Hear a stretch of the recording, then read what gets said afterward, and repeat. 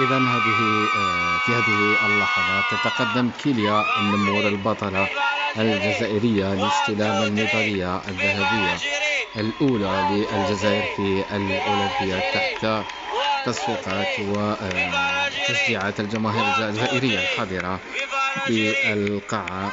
إذا مبروك للجزائر بأول ميدالية ذهبية وأول ميدالية في أولمبياد باريس. بعد قليل سيصدح النشيد الوطني الجزائري قسما في سماء العاصمة الفرنسية باريس.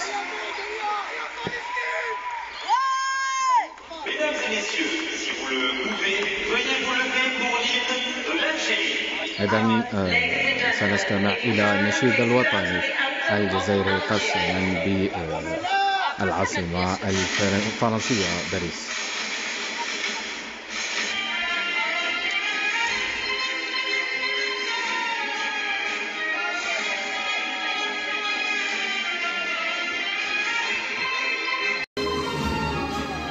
قاست ذات طائرات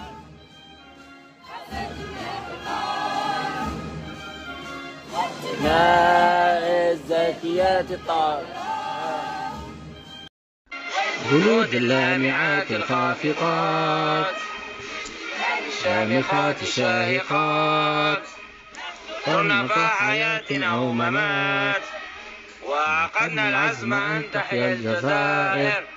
فاشهدوا فاشهدوا فاشهدوا.